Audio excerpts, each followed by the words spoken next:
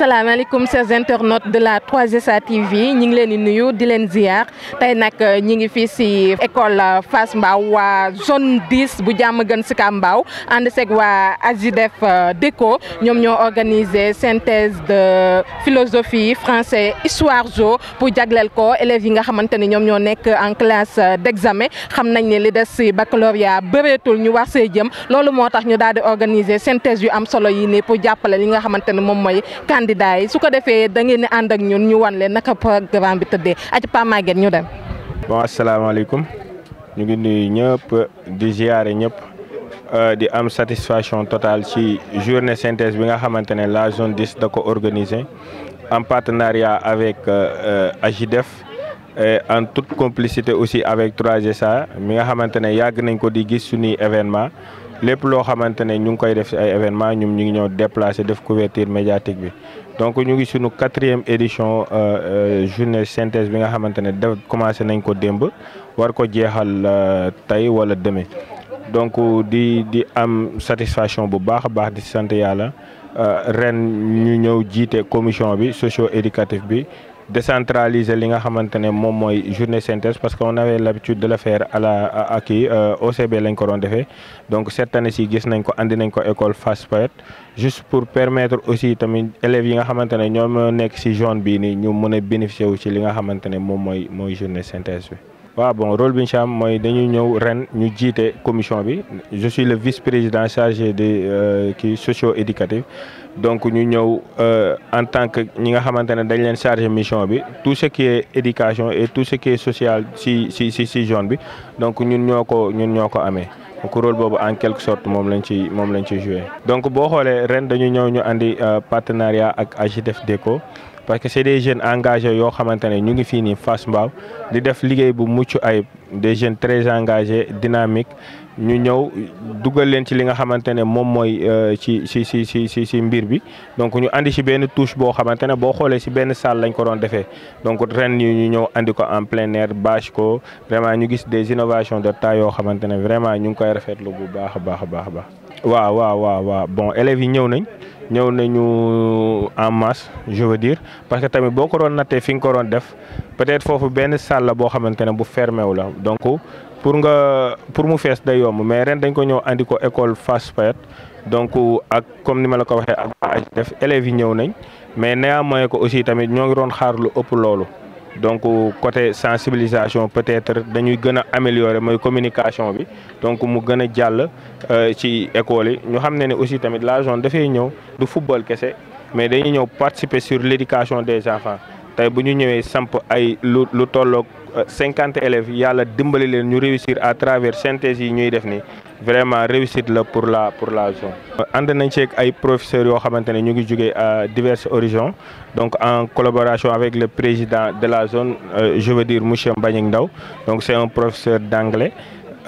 jël ay collègues am yoo xamante ne ñu ngi ci lycée bi ñii ñu ngi ci privé bi donc gis nañ aussi tamit monsieur Diouf et autres ñoom Sëñ Fallou ay ñoom Mohamed ñëw appuyer ci li nga xamante ne moom mooy organisation bi mais collaboration bi en tout cas rafet na trop. waaw bon li ma leen di lancer rek mooy plus de concentration parce que lii c'est pas donné à n'importe qui boo xoolee synthèse yu ñuy def donc dañ koy def sous forme d'entrée la zone bi mooy 4e édition ñu koy def engager des professeurs ñoom ñu ñëw ak seen disponibilité ak seen OFT ñëw jàpp ci donc li ma leen di lancer rek mooy que ñu concentré wu jéem a relever le défi te à chaque fois ñun aussi tamit dañuy gis ni synthèse yi ñuy def ni retour yi ñu ci am c'est des retours positifs donc ren bi ñu ngi xaar ñu am aussi tamit retour boo xamante ne retour bu positif la. bon di sant bu baax le président de la zone ci confiance bi nga xamante ne am na ko mais aussi moom proche collaboration la collaborateur la aussi du moins donc moom lépp loo xamante ne fii nii ci zone bi la mi ngi koy partager ak ñi mu ko war a partager mais surtout confiance bi nga xamante ne am nañ ko sûrement modeste personne di ñaan yàlla aussi tamit rôle bi nga xamante ne wala liggéey bi nga xam ne ñu ngi koy xaar ci man yàlla jàppale ma ci ba ma réussir ko ba yóbbu feneen aussi tamit zone bi ci beneen xar kanam waaw donc ñu ngi remercier ñëpp alhamdulilah macha allah. asalaamaaleykum ñu ngi nuyu mbooloo bi yëpp maa ngi tudd Fallou Gueye nekk président commission pédagogique école Fass Mbao donc à ma gauche maa ngi Mohamed Momo Rassoul Diouf donc président Fass Mbao plateforme Fass Mbao d'abord di activer aussi ci développement ci tout ce qui est développement Fass Mbao.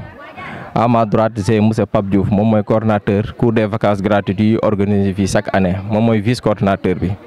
Donc c'est un grand plaisir ñu ñëw assister synthèse bu am ni pour les élèves de terminale. Donc mu nekk initiative boo xam ne dañ koy rafetlu synthèse boo xam ne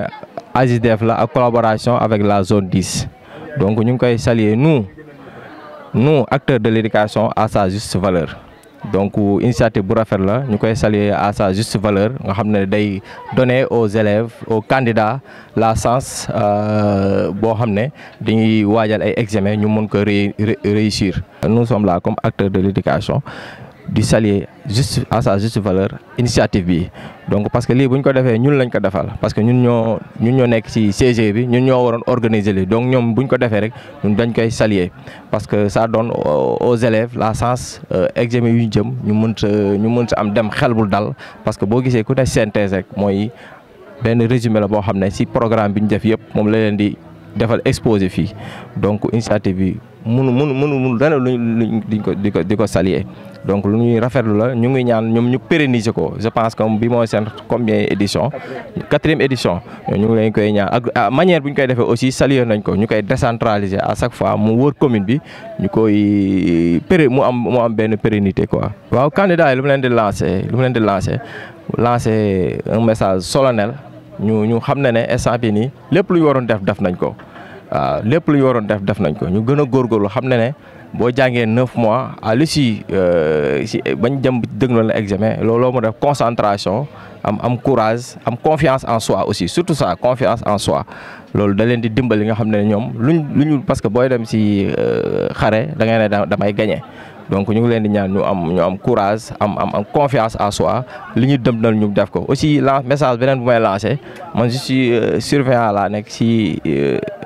lycée LG Mbao kii Sem Diamaguène am na message bu leen wax ne leen téléphone portable c'est formellement interdit donc message boobu bëgg naa ñoom ñëpp ñu xam ko téléphone kenn du ko andi ci centre bi donc kuñ ci kii rek mën nga am yeneen daan te loolu jaru ko ku ci kii sa téléphone nga bàyyi ko kër ga ñëw examen boo demee ba ñibbi nag nga commencé connecté ak sa téléphone mais c'est formellement interdit message boobu la amoon bu leen di lancer à leur endroit ñu attentif xam ne incha allah lépp dina baax quoi. bu mujj mooy damay sant président Mbagnick xamante woon ni mais yàgg naa dégg turam moom tout ce qui est yamul ci sport kese ci éducation ci social yëpp mu ngi ci biir moom damay saluer parce que sama collègue la xaw ma mais man xam naa gis naa jaar affaire yi mu jot a def ci commune bi ñu ngi koy saluer AJDF aussi mon frère le jeune Papa Ndour ñu ngi koy saluer Adama Ndiaye aussi Adama Keita ñu ngi koy saluer moom tamit ñëpp xam nañ ku ko xam ci développement xam ci social la nekk ñoom ñu initiateurs yi ñu ngi leen di saluer mooy lu ma wax léegi rek ñu action yi ñu gën ko pérenniser quoi waaw incha allah merci beaucoup. Asalaamaaleykum tout d'abord c'est monsieur Diédhiou professeur de philosophie donc ma nekk fii ci événement bi nii je pense que c'est la 2e année. ñu may convoqué pour ñëw ma intervenir par rapport seen édition bi bon ñoom c'est leur 4e édition et donc mu am contenté bu mag a mag du ñëw di participer parce que tey kii di professeur di éducateur et kii di éducateur di ki nga xamante ne day ñëw pour participer à l'évolution sociale mais également ku ñëw juste pour jéem a dimbale xale yi ci seen wàllum programme donc l'année passée on l'avait fait au niveau de Sicap Mbao donc année bi ñu délocaliser ko fii à Fass Mbao donc lu ñu mën a wax mooy avec une très grande satisfaction di ñëw di participer à tels événements parce que tey c'est vrai que c'est les élèves mais boo leen xoolee ci biir élèves yi sax ñun ay élèves yi nga xamante ne ñoo leen formé durant toute l'année ñoo ngi fii et donc c'est une manière pour ñun ñi gën a continuer suñu programme si dans les classes donc te kii di synthèse di toujours programme mais programme bi nga xamante ne de manière vaste lañ si ñëwee donc franchement contenté bu mag lañ am aussi di saluer aussi initiative bi nga xamante ne le doyen Ndaw à tout moment moom mooy convoqué pour ma ñëw joxe sama pierre à l'édifice. waaw bon takkaliko bi nga wax noonu sax des fois day xaw a compliqué parce que des fois comme ni ñu ko waxee élèves yi dañuy génnee stress. parce que dans les classes des fois c'est un peu amusant parce que dañuy boole utile à l'agréable mais tey avec cette synthèse-là, occasion pour nous, l'ensemble de mes élèves nous fi parce que ça me permet de élargir le programme. Ça me permet de leeral li nga xamantene leeruloon ci dans les classes parce que jàngale toujours du mës a doy et élèves yi toujours bu ñu nekkee au baccalauréat dañuy xaw a stressé wu dañuy xaw a angoissé wu et donc avec ces moments-là puisque dañuy booloo ak yeneen élèves yeneen école dafa leen di permettre ñi gën a distraire parce que dañuy gis d'ailleurs même si rencontre yi y a des relations yi nga xamante ne dañuy tisser entre ñoom donc avec des événements pareils man du ma def dara dul di remercier mais également occasion la pour ñun professeurs ñi gën a continuer suñu programme bi fii parce que cérémonie yi nga xamante ne bu ñu téyee micro bi dañuy gën a leeral lu bëri parce que day tax dañuy def li nga xamante ne lu ñu waroon def durant toute l'année ñi àggali ko fii. Donc franchement avec cette initiative dañuy gën a kontaan bu baax a baax si par rapport loolu. waaw toujours comme ni ñu ko waxee rek di saluer toujours rek di ñaan yàlla aussi mu gën a continuer mu gën a large nag aussi ñoom ñi fexe ñi boole si yeneen acteurs ici dans la commune de Diamaguène Sicap Mbao parce que autant que ñiy boole ay yeneen acteurs day tax day gën a amplifier wu waaw certes peut-être on peut dire que. En amont xëy na information bi moo jaaruloon normal parce que tey mën naa wax avec toutes les écoles qui sont là fii cours bi yëpp mënoon na fees mais xëy na doyen moom mu may déglu c'est une manière pour man ma lancer ko benn message pour la prochaine fois mu gën si impliquer tous les acteurs yi nga xamante ne surtout les directeurs d'école ñi aviser leen à temps lii sax mënoon na bañ a nekk sax événement bi nga xamante ne une fois dans l'année mais mënoon nañ ko def de manière trimestrielle. Pendant toute l'année, nous avons 2 à 3 fois nous organiser des synthèses dans des trimestres. Par exemple, si nous commençons la composition premier semestre,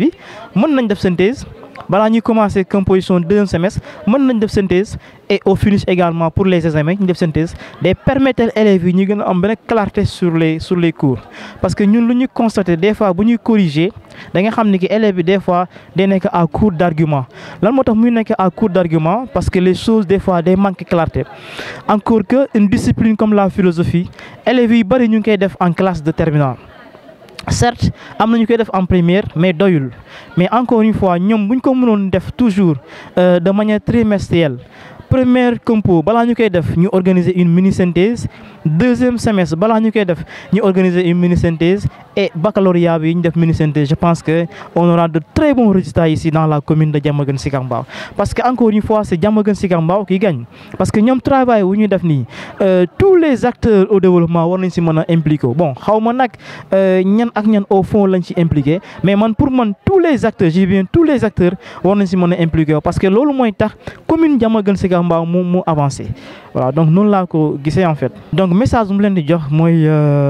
toujours qui reste concentré parce que instant bi nii mënuñu jàng li nga xamante ne mësuñu ko jàng j'ai sillonné dans toutes mes écoles dans toutes les classes dans lesquelles j'interviens nee naa leen au-delà d'une semaine autant pour moi une semaine avant le baccalauréat elle est warul mën a jàng li nga xamante ne lu bees seulement lay réviser autrement dit lu mu jàngoon lay xoolaat boo leen xoolee sax ñun on a choisi des séries de sujets autant pour moi domaine 1 domaine 2 domaine 3 ba domaine 4 domaine bu nekk y a des sujets yi nga xamante ne ñuy choisir donc loolu dañuy bañ embrouillé xel élèves yi moo tax ñu defee ko noonu pour mu doon li nga xamante ne c'est systématique rapidement dañuy comprendre rapidement on passe donc boo xoolee ba xool à l'instant d'une 30 minutes def nañu carrément deux domaines yi nga xamante ne tey boo ko évaluer en année day jógee du mois d'octobre jusqu'au mois d'avril à l'instant d'1h30 ñu def ko donc loolu lay conseil élèves yi toujours ñi concentré wu ñi bañ a jàng lu bees aussi je pense que Fallou waxoon na ko fii dañ leen tere les portables waxuñu leen utilisation portable mais accession portable dans les centres seen portable yi nañ ko fay seen portable yi nañ ko bàyyi kër ga ne serait-ce que 3 à 4 jours ñi muñ loolu pour que ñi am seen baccalauréat ñi mooy nekk dans une étape supérieure surtout loolu wa naa ko wax ma ne leen bu la ñàkk fayda ngeen jaay seen examen pour des questions de portable ban sens la am portable mënoo ko wecc ak diplôme mooy tax nga jënd portable donc fexeel yow nga am ses diplômes am ses qualifications nga mën a imposer dans la société donc encore une fois message boobu laa am bu may lancer à l'ensemble des élèves ici de la commune de Diamaguène Sicap Mbao, mais également du Sénégal de manière globale. Ouais. Donc mot de la fin, toujours maa ngi saluer sama doyen bi doyen Ndaw mu doon doyen bi nga xamante ne franchement ku ko xam ku ne mu xam ko ci respect xam ko ci considération man mun naa wax ni ki ñoom bu ñu commencé jàngale ñun xëy na ñun ay élèves la ñu woon mais tey ñëw nañ ba fekkante mais considération bu mu am loolu kese maa koy saluer di saluer également ñoom seen liggéey bu ñu nekkee def franchement di ñaan yàlla aussi yàlla gën leen kattan gën leen yokkal ay fan yu gudd mais leen wërgu yaram franchement pour toujours ñi mën ni def nu mu gën a élargir waaw. salaamaaleykum nuyu naa leen ziar naa leen maa ngi tudd Mamadou Sama Camara maa ngi dëkk Fass Mbao maa ngi jàngee lycée Thiaroye tey jii nii damaa ñëwoon fii nii pour assister synthèse boo xamante ne zone 10 ñoo ko organisé woon fii ci Diamaguène Sicap Mbao di rafetlu bu baax a baax di kontaan ci seen teewaay fii nii yéen waa 3SA TV di kontaan aussi suñ chers professeurs yi toog fii nii jàppale ñu di ñu accompagner boobu ba léegi jàkkaarloog ñun di ñu jox ay argumentation ay idées yoo xamante ne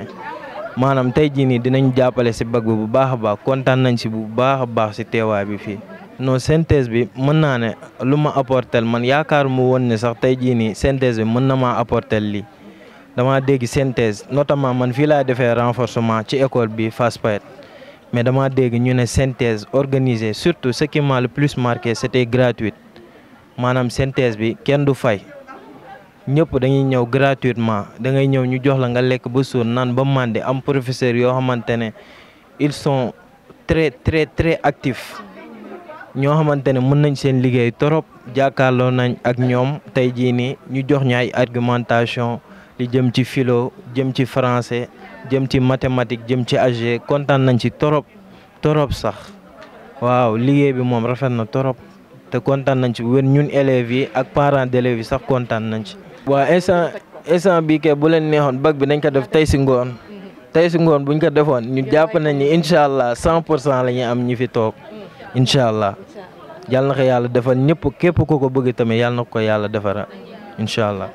merci beaucoup.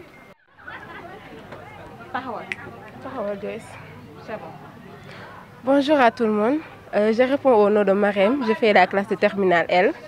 Donc aujourd'hui, nous sommes réunis ici pour parler de notre synthèse qui s'est déroulée depuis hier et aujourd'hui. Donc on a eu à parler avec des professeurs. Nous avons fait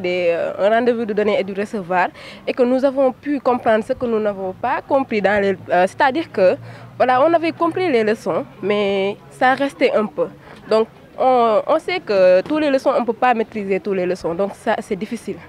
Alors les professeurs, on a eu de très bons professeurs qui sont qualifiés dans leur domaine et qui sont très actifs et ils nous ont aidés dans le démarche et tout. Déjà, c'est pas évident qu'on nous appelle, on dit qu'il y a synthèse et que c'est gratuit. Vous allez manger, vous allez vous distraire, vous allez apprendre sans rien donner et tout. Donc pour cela, on remercie la zone 10 Sicap Mbao donc de cette geste qui est très noble. Donc nous en sommes ravis et que nous pensons que nous allons être à la hauteur de vos attentes. Oui, nous sommes prêts. Si c'était à faire aujourd'hui même, on va le faire. Je pense qu'on va le faire d'après tout ce qu'on a fait parce que nous avons eu à comprendre tout ce qu'on n'avait pas compris. Et nous vous en remercions. En tant qu'élève, la message dont je dois faire passer, c'est que nous devons être attentives et vigilantes. Notre professeur nous avait dit qu'on ne va pas nous donner quelque chose qu'on n'a pas appris dans les classes. Et ça, c'est évident. Ce qui fait mal, c'est que c'est la pression sociale, et que les gens qui nous attendent, et nos camarades, et nos proches et tout. D'abord, quand on va entrer dans le centre, je suis désolée, là, on doit se focaliser sur ce qu'on a appris, se focaliser sur les résultats, sur nos exercices. Vous voyez, et oublier tout ce qui est, je ne sais pas, les résultats et tout. Et je pense que nous allons le faire. Parce que l'État du Sénégal, vraiment, il nous aide. Cette année-ci, on voit des améliorations, vraiment. Nous en sommes ravis. Oui, tout Adama Dioy Sambou. Je suis très contente de cette initiative. Pour la zone 10 de la Sicap Mbao pour faire une synthèse gratuite. En plus, nous avons des professeurs qui m'ont expliqué carrément ils sont compétents parce que nit ki mënoo jàng lépp pour yóbbu ko bac mais ils te donnent juste l'essentiel te je vois que maanaam lu ñu jàng ci année bi ba ñëwee fii nii résumé nañu ko de façon que ñu comprendre pour suñu demee bac ñu ànd ak certitude ak sérénité pour ñu mën a def normal épreuve yi te incha allah on croit que ak duñ bagage yu ñu fi dajale yu ñu jox les explications je pense que élèves yi comprendre nañ ko te aussi dinañ ko mën a utiliser pour mën a réussir suñu examen bi ñuy def instant yi nii li ma am pour wax leen mooy mes chers camarades ñun ñi di def bac je prie que ñu réussir ko ñun ñëpp incha allah à 100% te les règlements intérieurs tamit suñu joxee ñu respecté ko teg suñu téléphone yi à la maison ñu ñëw avec des sacs vides nga def ci sa bic kese ak sa matériel yi ngay soxla incha allah bu ñu ko defee bac bi dinañ ko passé ci jàmm résultat yi génn ku nekk kontaan incha allah loolu la ñuy ñaan. waaw c'est évident moom ñu stressé wu ñu xalaat ni suñu amul c'est bien parce que fii même boo jàngee sax di nga xalaat ni su ma amul. c'est pas évident moom instant yi ñu toll nii c'est normal que ñu tiit stressé wu même su fekkee te xam nga ni jàng nga sax mais xam nga bac dafa am ay réalité am moo tax nag man li ma leen di conseiller mooy. ngeen jéem a focaliser wu ci li ngeen jàng ànd ak sérénité dem ngeen gëm ne da ngeen di am incha allah yàlla may ñu bac bi ñun ñëpp ñu réussir ko ci jàmm incha allah. salaamaaleykum ñoo ngi nuyu mbokk 3SA yëpp di commencer suñu nuyoo ak le DG le président directeur général de 3SA El Hadj Sène di nuyu aussi ñi nga xam ne ñoo ngi seetaan télé bi yëpp via le net. waaw tey ñun ñoo dalal nit ñi fii tey dalal élèves yi dalal professeurs yi ci benn initiative boo xam ne ñoo ngi à notre 4e édition muy les synthèses pour les élèves candidats au bac bi mooy ñeenteelaat ñu koy def ñu gis ne def nañ ko beneen yoon mu am njëriñ ñu defaat ko beneen yoon mu am solo ñu defaat ko beneen yoon élèves yi kon ni du ko apprécier ñu ne noonu lu tax ñu koy bàyyi parce que jàpp nañ ne même bu dee sax as tuut mu ngi koy yokk ci performance élèves yi au bac. moo tax ñu koy continuer ren ji tamit gis nga ni ñu ko defee donc amaguñ ci benn déception parce que élèves yi wóolu nañu li ñuy def ñoom ñu ngi ñëw gis nañu ne peut-être am na lu leen mën a yokkal moo tax boo wootee rek dañuy daw ñëw daal. waaw donc examen moom dama jàpp ne examen la rek donc yi ñu daan def bu yàgg ba élèves yi ñu ko daan defal seen niveau foofu la tolloo ni ñuy def ni tamit dañ koy adapté par rapport ak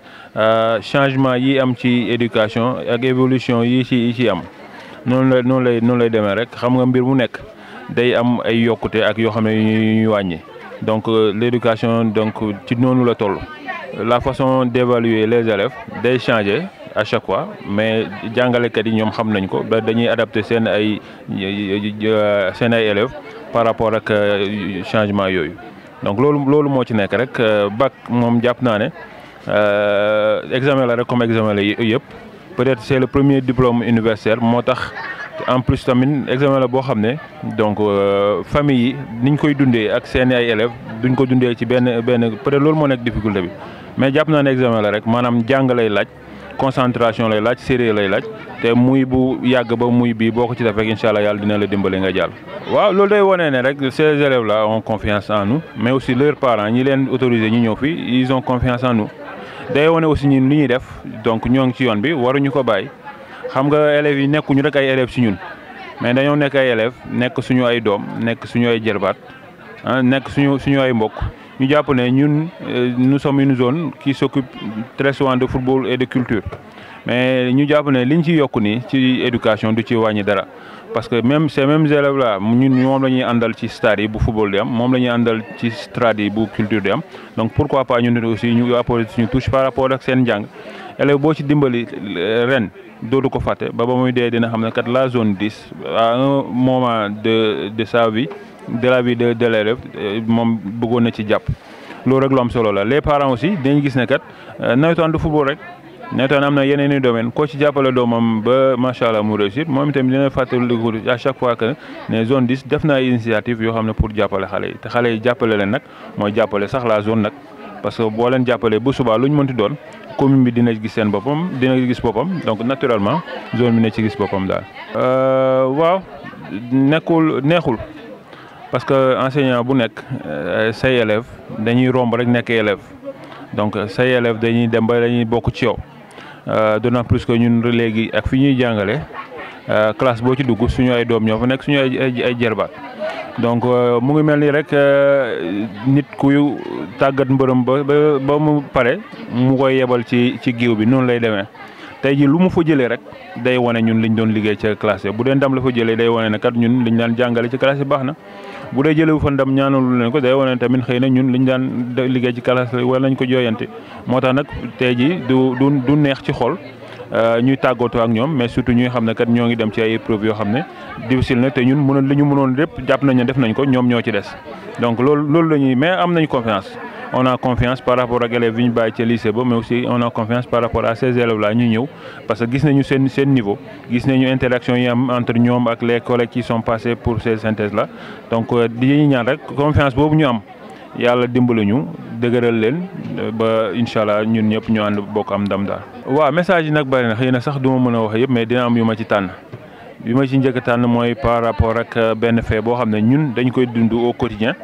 muy tricherie du leen jëriñ dara benn ñaareelu mooy ne c'est presque plus possible ci instant bi ñu toll nii maa ngi wax sànq évolution par rapport ak enseignement.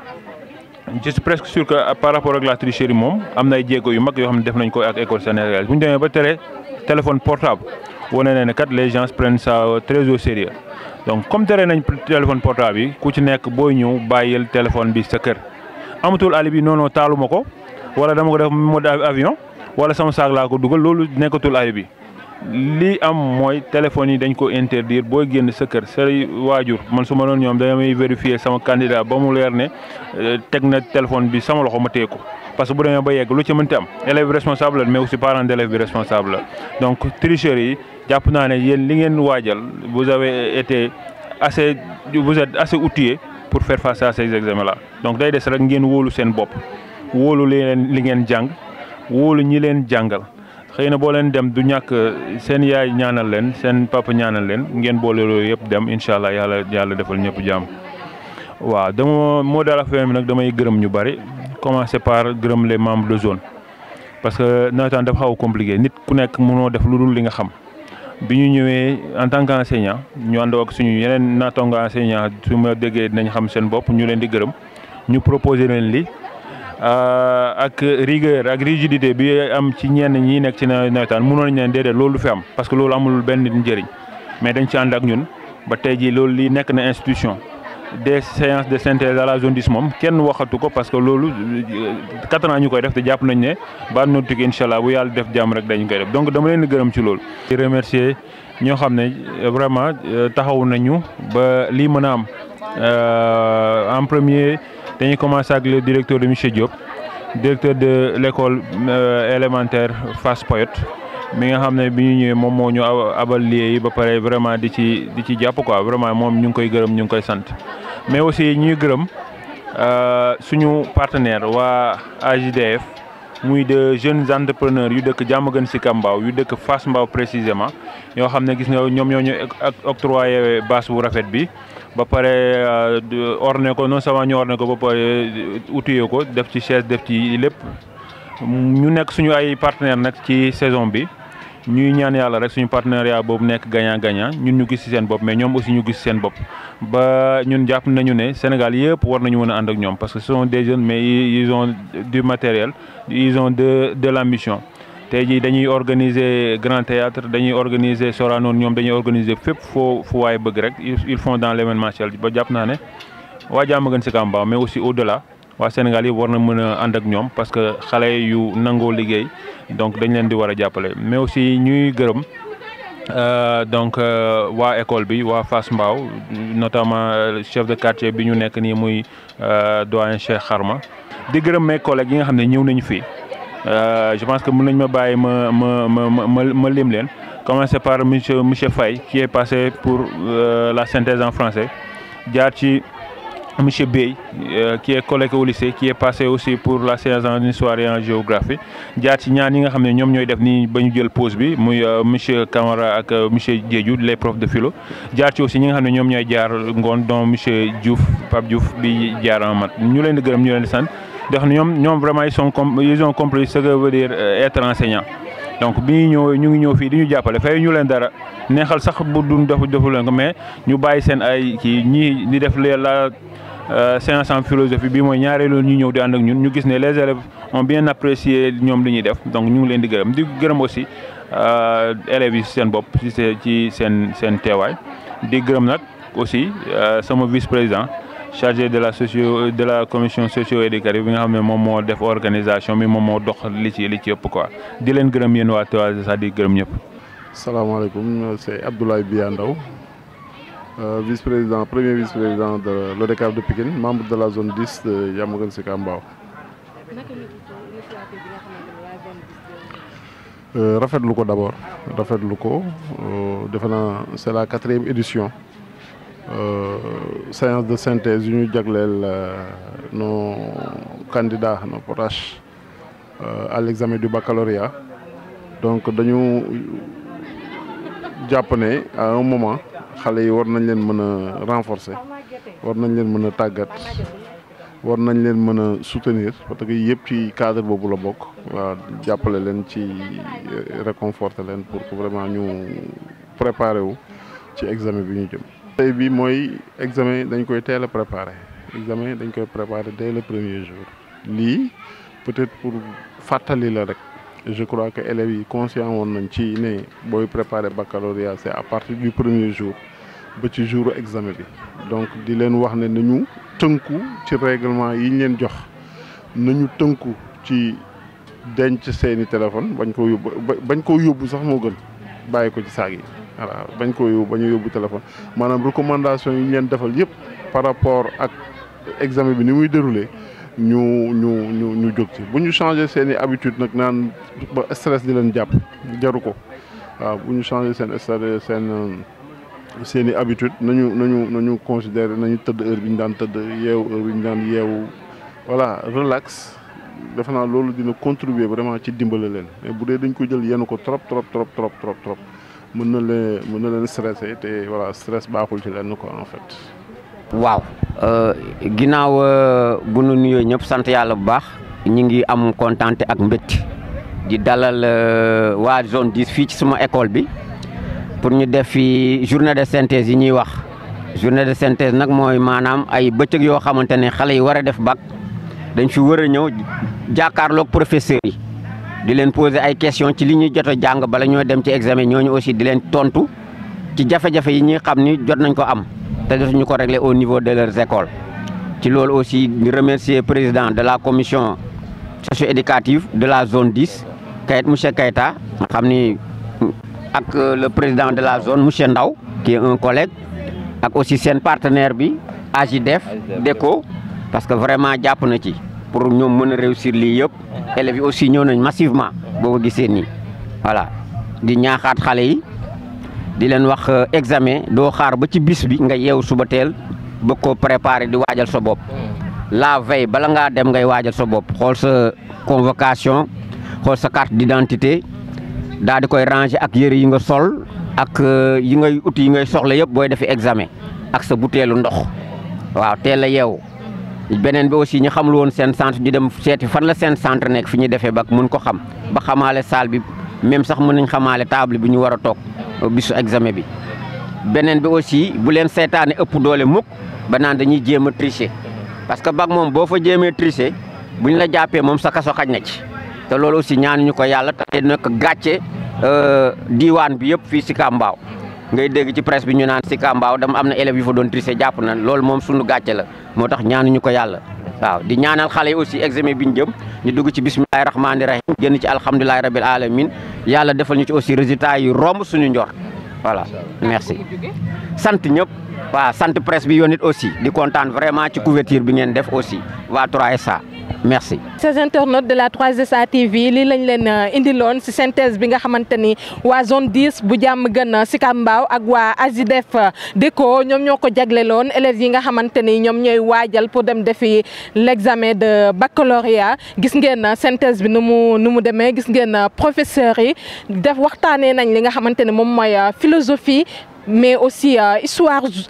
et géographie ak français élèves yi aussi gis nañ ci seen bopp bu baax a baax donc ñi ngi ñaanal candidat yëpp yàlla dimbali leen ñu réussir li nga xamante ne moom mooy examen bi mais aussi mu nekk lu gën ci ñoom donc ñu ngi leen di jox dig daje à très bientôt di leen wax ne restez connectés les grands événements c'est sur la 3SA TV merci beaucoup.